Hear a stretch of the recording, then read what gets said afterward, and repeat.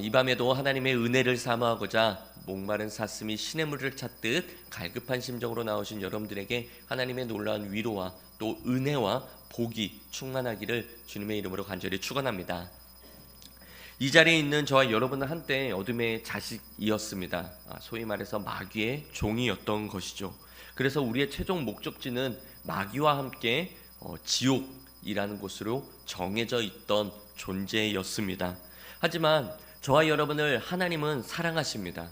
그래서 그 하나님께서는 저와 여러분이 지옥으로 가는 것을 가만히 보고만 계시지 않으셨습니다. 그래서 사랑하는 독생자 예수 그리스도를 저와 여러분을 위해서 이 땅에 보내주셨고, 그 주 예수 그리스도를 믿음으로 말미암아 저와 여러분의 신분이 완전히 회복되는, 완전히 바뀌어지게 되는 놀라운 은혜와 복을 받았다라는 것이죠. 그래서 더 이상 저와 여러분은 지옥 백성이 아니라 천국 백성이 되었고, 더 이상 지옥의 자식 또는 마귀의 종이 아니라 하나님의 백성, 하나님의 자녀가 되었다라는 것입니다. 그래서 갈라디아서 4장 7절 말씀은 우리에게 이렇게 말씀합니다. 그러므로 내가 이후로는 종이 아니요 아들이니, 아들이면 하나님으로 말미암아 유업을 받을 자니라. 아멘.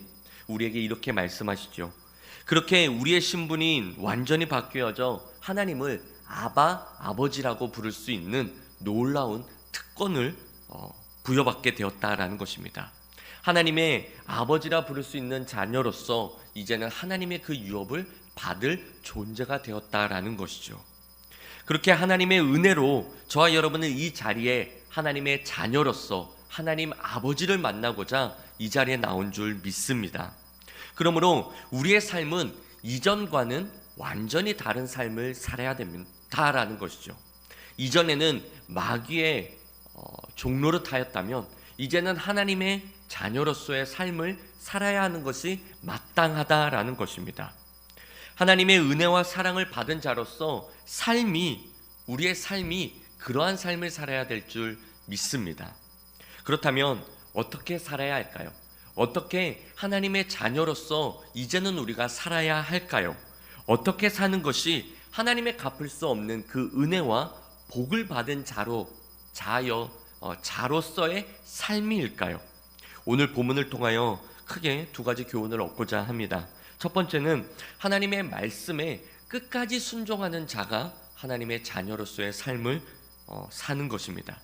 하나님의 말씀에 끝까지 순종하는 삶을 살아야 한다라는 것이죠. 오늘 본문 속에 나오는 이스라엘 백성도 430년이라는 긴 세월 동안 애굽의 종노릇하는 그러한 삶을 살았습니다. 그런데 하나님의 은혜로 그 종노릇한 그 삶을 청산하고 하나님의 은혜로 구원받았습니다. 이스라엘 백성들은 10가지 재앙을 통하여 살아계신 하나님을 직접 목도하였고 체험하였습니다. 피부로 느꼈다라는 것이죠. 인간의 생각으로는 도저히 이해할 수 없는 그 홍해를 가르는 그 현장 속에 있었고, 그 홍해가 갈라지는 그 현장을 통과하였습니다. 뒤따르는 애국 군사들은 모두 빠져 수장되는 모습까지 다 보았습니다. 그런 놀라운 기적과 이적, 그리고 하나님의 은혜를 경험한 이 이스라엘 백성들인데도 불구하고 오늘 본문 속에 보여지는 이스라엘 백성들은 과연 그들이 하나님의 은혜를 받은 자의 삶인가? 과연 그들이 하나님의 그 놀라운 기적과 이적과 체험을 경험했던 자의 모습인가 할 정도로 우리로 하여금 의구심을 갖게 한다라는 것이죠. 본문 1절에 모세와 이스라엘 백성들은 하나님의 은혜와 인도하심으로 출애굽하여 신광야 가데스에 이르게 되었습니다. 그런데 그곳에서 모세와 크게 다투는 사건이 일어났던 것입니다. 이유가 뭔가 하고 봤더니 5절에 지금 그들이 있는 이곳에 마실 물뿐만이 아니라 아무것도 없다라는 이유였습니다. 아무것도 없어서 그들에게는 불만이 생기게 되었고, 그 불만이 결국은 지도자 모세와 다툼까지 일으키는 놀라운 일이 원인이 되었다라는 것이죠. 이스라엘 백성들은 모세와 아론에게 소리쳤습니다. 너희가 어찌하여 우리를 애굽에서 나오게 하여 이 나쁜 곳으로 인도하였느냐? 이곳은 아무것도 없다. 심지어 마실 물도 없다. 라고 소리쳤던 것이죠. 얼마나 그들의 원성이 컸던지 민수기 12장 3절에 이 사람 모세는 온유함이 지면의 모든 사람보다 더하더라라고 칭찬한 이 모세마저도 혈기를 부리는 그런 다툼을 일으키는 그 주동자가 또한 되었다라는 것이죠. 다시 말해 이 땅에서 가장 온유하다라고 말하는 그 모세가, 또는 온유함이 둘째가라면 서러워한다라고 할 만한 그 모세가 혈기를 부렸다, 다툼을 했다, 화가 날 정도로 이렇게 했다라는 것은 그들의 불만과 그들의 불평과 그들의 원망이 어느 정도였는지를 우리가 가늠해 볼 수 있다라는 것이죠. 그렇게 모세는 그 자리를 떠나 하나님께 엎드려 기도하게 되었습니다. 그러자 하나님께서 그들에게 말씀하십니다. 모세와 아론에게 말씀하시죠. 8절, 지팡이를 가지고 내 형 아론과 함께 회중을 모으고 그들의 목전에서 너희는 반석에게 명령하여 물을 내라 하라. 내가 그 반석이 물을 내게 하여 회중과 그들의 짐승에게 마시게 할지니라. 그리고 모세는 하나님께서 명령하신 대로 이스라엘 백성들을 모으고 반석 앞에 모아놓고 큰 소리로 이야기합니다. 10절과 11절 말씀에 반역한 너희여 들으라. 우리가 너희를 위하여 이 반석에서 물을 내려 하고 모세가 그의 손을 들어 그의 지팡이로 반석을 2번 치니 물이 많이 솟아나므로 회중과 그들의 짐승이 마시니라. 반역한 너희여 들으라. 예전 개역 한글 성경에는 패역한 너희여 들으라 라고 모세가 큰 소리로 외쳤던 것입니다. 이 반석에서 우리가 물을 주면 될 것 아니냐 하면서 그 반석을 그 지팡이로 2번 내리친 것입니다. 팡! 팡! 그러자 놀라울 정도로 많은 물이 솟아나 그들은 물론 그들의 짐승까지도 다 먹게 되는 기적을 처음 하였습니다. 이로 인해 모두가 기쁨과 축제와 환희의 순간을 맛보는 현장이었던 것이죠. 마치 예전이라 잘 기억이 안 나실 수도 있는데 2002년 그 월드컵에서 우리가 4강에 들었을 때 그 모든 이 사람들을 보십시오. 길거리에 나와서 막 환희하는 엄청 딴딴딴딴딴 대한민국 크락션을 울려가면서, 그렇죠? 그러한 순간과 같은 버금가는 순간이 이 시간이 아니었을까 생각해 봅니다. 그런데 모두가 기뻐하는 그 순간 속에 단 한 분만이 기뻐하지 아니하셨습니다. 누구실까요? 하나님 아버지이시죠. 모두가 기뻐하는 그 순간에 하나님은 기뻐할 수가 없었어요. 12절 우리에게 이렇게 말씀합니다. 여호와께서 모세와 아론에게 이르시되 너희가 나를 믿지 아니하고. 다시 말해서 모세가 하나님의 명령을 어겼기 때문에 하나님은 기뻐할 수 없었다라는 거예요. 하나님께서는 자신의 명령을 어긴 모세에게 나를 믿지 않았다라고 책망하십니다. 여기서의 믿음은 1차원적으로는 반석을 명령하여 물을 내는 것이 하나님의 명령이지만 더 크게는 하나님의 계획은 이 명령을 통해서 물을 내게 함으로 이스라엘 백성들로 하여금 그래 하나님은 여전히 살아계시구나, 그래 하나님은 우리와 함께하고 계시구나 라는 것을 증거하고 싶으셨던 거예요. 그래서 모세를 통하여 반석에게 명령해. 그러면 내가 물을 내게 할 거야. 그로 인해 이스라엘 백성들은 하나님은 살아계시다, 하나님은 여전히 우리와 함께 하신다, 하나님은 약속의 땅으로 우리를 인도하신다라는 내가 그 믿음을, 그 확신을 그들에게 줄 거야. 그래서 그들로 하여금 내 거룩함을 드러내고 나에게 영광 돌리게 할 거야 라는 그러한 계획을 갖고 계셨던 거예요. 그런데 모세가 그것을 막았던 것입니다. 가장 앞선 지도자라고 말할 수 있는, 어쩌면 하나님의 대변인이다라고 말할 수 있는 그 모세가 하나님의 계획을 망쳤던 거예요. 그래서 하나님은 기뻐할 수 없었던 겁니다. 오히려 슬퍼하셨던 거예요. 우리가 잘 아는 것과 같이 모세는 하나님의 얼굴과 얼굴을 대면한 어쩌면 유일한 사람이었습니다. 하나님을 대면한 모세, 그 음성을 듣고 장정만 200만 명이 넘는 그 사람들을 이끄는, 여기까지 인도했던 그 지도자였다라는 것이죠. 그는 하나님을 어느 누구보다도 잘 믿었던 사람입니다. 그렇죠. 하나님의 음성을 너무나 분명하게 들었던 사람이에요. 오늘날 우리의 표현으로 하자면 믿음 충만한 사람이 모세였다라는 거예요. 누구도 모세를 따라갈 수 없을 정도로 신앙생활을 정말 잘했던 사람이 모세라는 거였죠. 그런 그가 하나님을 대적하고 있는 것이었던 거예요. 단 한순간에 말이죠. 100% 순종하지 못한 모세의 모습을 우리는 볼 수 있습니다. 단 한 번의 실수로 인해 모세는 지금 믿음 없는 자가 되었어요. 그렇게 믿음 충만한 모세가 단 한 번의 실수로, 단 한 번의 하나님의 명령을 어긴 것으로 인해서 12절 뭐라고 말합니까? 너희가 나를 믿지 아니하고 믿음 없는 자가 되었다라는 거예요. 단 한 번의 실수로 인해 결국 모세는 약속의 땅을 밟지 못하게 되었습니다. 순금은 99.9%를 우리는 순금으로 인정하지요.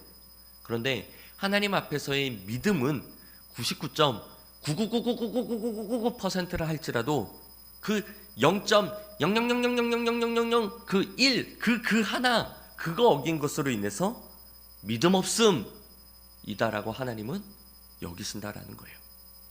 얼마만큼 우리가 하나님의 말씀에 우리의 목숨 걸고 지켜야 되는지를 이 본문을 통해서 또한 볼 수 있지요. 오늘 딱 하루, 오늘 딱 한 순간, 그까짓 것 회개하면 되지 라고 여기는 그 하나가 어쩌면 내 앞길을 가로막는 그런 0.0000001이 될 수도 있다라는 것입니다. 나의 믿음이 완전히 무너져 내려 너는 믿음 없는 자라고 책망 들을 수도 있다라는 것이죠. 우리 야고보서 2장 10절 말씀 다 함께 읽어볼까요? 함께 읽겠습니다. 누구든지 온 율법을 지키다가 그 하나를 범하면 모두 범한 자가 되나니. 잘 지켜왔던 신앙이 그 하나를 범함으로 인해서 모두 범하게 되는, 이게 된다라는 거예요. 공든탑을 쌓는 건 무척이나 어렵고 힘이 들죠. 그런데 그 탑을 무너뜨리는 것은 아무것도 아닌, 정말 어쩌면 수만 가지의 나사에 하나 빠짐으로 인해서도 충분히 비행기를 떨어뜨릴 수도 있다라는 겁니다. 한순간의 불순종이 지금까지 쌓은 믿음의 탑을 단 한 번에 아주 쉽게 무너뜨릴 수도 있다라는 것이죠. 우리는 이 사실을 결코 잊어서는 안 됩니다. 우리의 신앙이 오래되면 오래될수록 우린 날마다 그 비행기를 운행하는 기장 또는 그 비행기를 고치는, 정비하는 그러한 사람들과 같이 꼼꼼히 말씀으로 나를 살펴야 돼요. 늘 수십 수차례 살펴본 비행기라 할지라도 오늘도 또는 30분 뒤에 출항한다 하는 그 비행기도 꼼꼼히 살펴야 된다라는 겁니다. 한순간의 불순종으로 인해 모세는 결국 어찌 됐습니까? 12절 끝절에 보니까 너희는 이 회중을 내가 그들에게 준 땅으로 인도하여 드리지 못하리라 하시니라. 다시 말해 하나님께서 약속하신 가나안 땅을 밟지 못했다라는 것입니다. 많은 분들은 가나안 땅을 천국으로 말씀을 하고 있는데 저는 천국으로 말씀하는 건 아닙니다. 모세는 천국 갔습니다. 약속의 땅을 밟지 못했다고 해서 지옥 같다 이런 것은 아니에요. 그러나 하나님께서 약속하신 그 땅을 밟지 못한 것은 사실입니다. 사랑하는 성도 여러분, 우리는 하나님으로부터 이미 은혜 받은 자들입니다. 아멘이시죠? 네, 집에 가시기 전까지 꼭 아멘 하시기 바라요. 하나님의 자녀로서 이미도 하나님의 은혜를 받은 자들입니다. 하나님의 놀라운 기적과 이적을 경험했어요. 우리도 홍해 못지않은 그 문제를 가로질러 통과하기도 했고요. 우리도 하나님의 은혜로 만나와 메추라기를 일용할 양식들을 공급받으면서 지금 여기까지 왔습니다. 하나님의 인도하심으로 여기까지 왔죠. 하나님의 놀라운 이적과 기적을 경험하였고 하나님의 살아계심을 우리는 지금도 체험하고 있습니다. 그런 우리는 어떤 상황과 환경 앞에서도 설령 나를 화나게 하는 그런 일들 속에서도 하나님의 말씀이라면 끝까지 모든 것 그 단 하나도 놓치지 않고 순종해야 할 줄 믿습니다. 99.9999999%가 아니라 완전히 100% 순종해야 할 줄 믿습니다. 그래서 어떤 상황 속에서도 하나님의 말씀을 순종하는데 끝까지 순종함으로 믿음 없는 자가 아니라 믿음 있는 자가 되는, 그렇게 하나님으로부터 놀라운 그런 인정받는 저와 여러분의 신앙이 되기를 간절히 소망합니다. 계속해서 은혜 받은 자로서의 우리는 어떻게 살아야 할까요? 첫 번째는 끝까지 하나님의 말씀을 순종해야 되고요. 두 번째는 하나님의 영광을 위해 살아야 합니다. 12절 중간에 이스라엘 자손의 목전에서 내 거룩함을 나타내지 아니한 고로라고 말씀합니다. 우리가 이 땅에 존재하는 이유는 하나님의 거룩함을 드러내기 위함입니다. 그런데 모세는 하나님의 거룩함을 드러낸 것이 아니라 화가 난다라는 그 이유로 순간 자기를 드러냈다라는 것이죠. 여전히 모세의 지도자로서의 그것을 인정하지 않는 그들을 향해서 자신의 지도력을 발산했다라는 거예요. 자기가 한 것도 아니죠. 하나님을 등에 업고 하나님이 주시는 그 은혜로 그렇게 자기를 드러냈다라는 겁니다. 10절에 모세와 아론이 회중을 그 반석 앞에 모으고 모세가 그들에게 이르되 반역한 너희여 들으라. 우리가 너희를 위하여 이 반석에서 물을 내랴 하고 2번 내리친 겁니다. 우리가 라는 말을 썼다라는 거죠. 분명 하나님께서 반석을 명령하여 물을 내주시겠다라고 말씀하셨는데 설령 반석을 2번 내리친다 할지라도 하나님께서 너희를 위하여 물을 내주겠 거다 하면서 2번 내리쳐도 될까 말까 한 상황 속에서 하나님이 쏙 빠지고 우리가, 모세와 아론을 말하는 거죠. 우리가 그러면서 반석을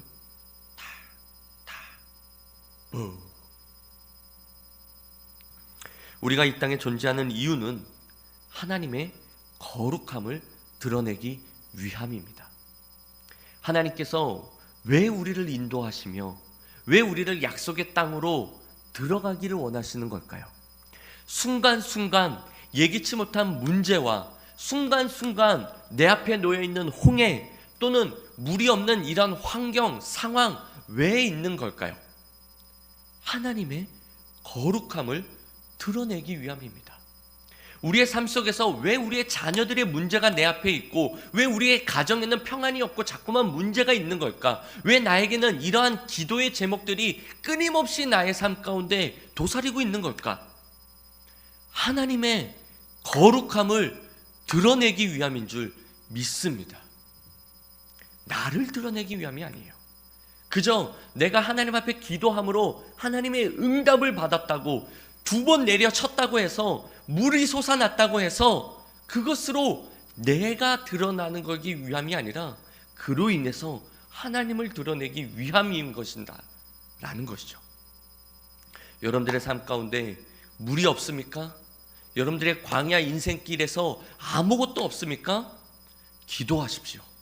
그러면 하나님께서 모세에게 말씀하신 것처럼 너희가 반석에게 명령해 또는 어떻게 해 라고 말씀하실 겁니다.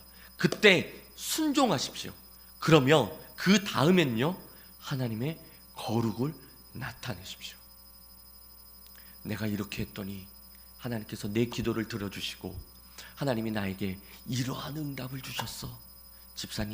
집사님도 낙심하지 말고 포기하지 말고 원망하지 말고 하나님 앞에 기도해. 끝까지 기도해봐. 하나님께서 응답해 주실 거야. 하나님은 여전히 집사님을 사랑한다. 하나님은 그런 분이셔. 하나님의 거룩을 나타내기 위해서 어쩌면 지금 나에게 물이 없는 이러한 상황이 있는 것인 줄도 모르겠습니다. 10절에 모세와 아론이 회중을 그 반석의 앞에 모으고 모세가 그들에게 이르되 반역한 너희여 들으라. 우리가 너희를 위하여 이 반석에서 물을 내려 하고 반석을 2번 내리친 것이죠. 여기서 모세가 뭐라고 말씀합니까? 자기가 화가 났다는 이유로 우리가 그리고 반석을 2번 내려쳤다라는 거예요. 마태복음 6장 5절입니다. 한번 다 같이 읽어볼게요. 또 너희는 기도할 때에 외식하는 자와 같이 하지 말라. 그들은 사람에게 보이려고 회당과 큰 거리 어귀에 서서 기도하기를 좋아하느니라. 내가 진실로 너희에게 이르노니 그들은 자기 상을 이미 받았느니라. 여러분들이 교회에서 봉사함에 있어서 아무도 여러분들을 알아주지 않는다 할지라도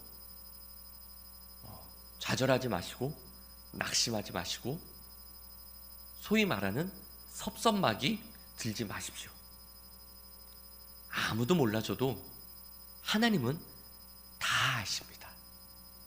우리의 머리털까지 세신 바 되신 그 하나님께서는 여러분들이 정말 아무도 없는 이 교회에서 아무것도 아닌 그 쓰레기 하나 줍는 것까지도 다 기억하십니다. 오히려 사람들에게 칭찬받으려고 하는 것은 어리석은 사람이에요. 오늘 이 마태복음 6장 5절에서도 말하는 것처럼 하나님께서 칭찬하고 싶어도 이미 사람들이 칭찬했기 때문에 더 이상 나는 그에게 칭찬을 안 하겠다는 말씀이에요. 이미 자기 상을 받았대요. 이미 칭찬을 받았기 때문에 칭찬을 안 하시겠다라는 거예요.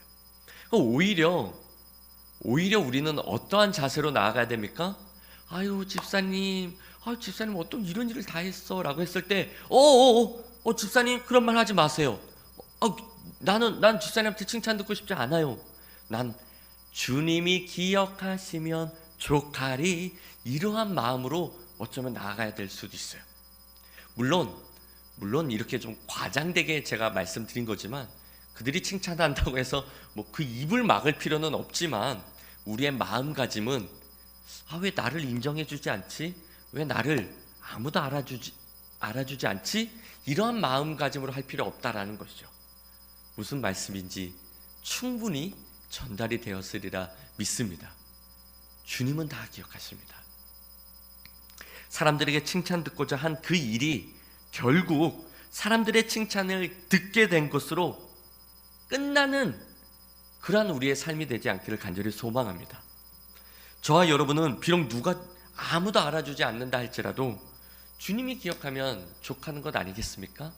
그리고 그 주님께서 기억하고 계시다라고 우리에게 말씀하고 있으니 그것으로 만족하지 않을 수 있냐라는 것이죠. 그거면 족한 거 아니냐, 그거면 만족하는 거 아니냐라는 것입니다. 사람들의 칭찬보다 주님의 칭찬이 우리에게 더 귀하기 때문인 것이죠. 사람들의 칭찬이 무슨 소용이 있겠습니까? 주님의 칭찬이 없다면 말이죠. 비록 사람들의 칭찬이 없다고 해도 우리에겐 주님의 칭찬이 있기 때문에 그걸로 족한 것입니다. 아니요, 오히려 그게 더 귀한 것이죠. 아니요, 사람들의 칭찬을 오히려 말리고 주님의 칭찬을 듣기 위해서 힘써야 될 줄 믿습니다. 물을 요구하는 이스라엘 백성들에게 하나님의 놀라운 계획을 갖고 계셨어요. 하나님은 놀라운 계획을 갖고 계셨습니다. 제가 이미도 말씀드렸지만 반석에게 명하여 물을 주심으로 여전히 하나님이 우리와 함께하고 계신다. 여전히 하나님은 살아계신다. 여전히 하나님은 우리를 약속의 땅으로 인도하고 계신다. 왜 이러한 것을 그들에게 심어주시려고 했냐면은 우리가 이전에도 살펴보았듯이 계속해서 모세와 아론을 향해서 그 지도권에 대해서 반기를 들었기 때문이에요. 그리고 하나님께서 그들을 너네는 아무도 가나안 땅에 못 들어갈 거야 라고 하나님께서 이미도 말씀하셨기 때문에 이들은 낙심하고 낭망할 수밖에 없던 이스라엘 백성들이었다라는 것이죠. 우리가 그렇게 했으니 하나님께서 우리를 버리셨구나. 우리가 모세와 아론을 향해서 그렇게 반기를 들었으니 하나님이 우리를 이제는 떠나셨구나. 이러한 상황 속에 있던 그들이었기 때문에 하나님은 이 계기를 통해서 그들에게 나는 여전히 너희와 함께하고 있어. 나는 여전히 너희를 인도할 거야 라고 말씀하고 있다는 것이죠. 물론 이들은 가나안 땅을 밟지는 못했습니다. 광야에서 다 죽었죠. 그리고 오늘 우리가 살펴본 이 본문에서는 이미도 상당수의 많은 이들이 죽었던 시점이에요. 그러니 그것을 부모 세대들을 통해서 들었던 이 세대들에게 있어서 이 말씀은 엄청 중요했던 말씀이었던 거죠. 그런데 모세가 그것을 무산시켜버린 거예요. 한순간에 그냥 물거품으로 만들었다라는 거예요. 사랑하는 성도 여러분, 하나님의 은혜를 받은 우리의 삶은 하나님의 거룩함을 드러내야 하는 삶을 살아야 될 줄 믿습니다. 끝까지 순종하지 않는 그 하나로 인해서 하나님의 거룩 또한 드러낼 수 없다라는 거예요. 그러니 우리는 끝까지 하나님의 말씀을 순종해야 됩니다. 순종해야 된다라는 것은 끝까지 하나님의 거룩을 드러내야 된다라는 거예요. 하나님의 은혜를 받은 우리의 삶은 하나님의 거룩을 드러내는 삶을 살아야 될 줄 믿습니다. 내 자랑, 내 생각, 내 방법, 내가 드러나는 것이 아니라 하나님의 영광을 위해서 하나님의 거룩함을 드러내고 하나님만이 드러나는 삶을 살아야 될 줄 믿습니다. 그것이 은혜 받은 자로서의 마땅한 삶이다라는 거예요. 저와 여러분이 이 세상에 지금 호흡하고 있는 이것이 하나님께서 이러한 삶을 살기를 바라는 마음으로 지금 우리에게 이 호흡이, 이 삶이 있다라는 것이죠. 다시 정리하면 하나님의 은혜를 받은 자로서의 삶은 첫째, 하나님의 말씀에 끝까지 순종하는 삶이고, 두 번째는 하나님의 거룩함을, 하나님의 영광을 드러내는 삶입니다. 그런데 이 두 가지를 방해하는 요소를 오늘 본문을 통해서 우리는 발견할 수 있습니다. 무엇입니까? 모세를 통해 특별히 발견할 수 있는데 바로 감정입니다. 감정. 하나님의 말씀을 우리가 왜 순종하지 못하는가? 왜 우리의 삶 가운데 하나님의 거룩을, 하나님의 영광을 드러내지 못하는가? 우리의 감정 때문이에요. 순간순간 우리의 감정 때문에 우리는 하나님의 말씀대로 살지 못하는 겁니다. 하나님의 영광을 드러내지 못하는 거예요.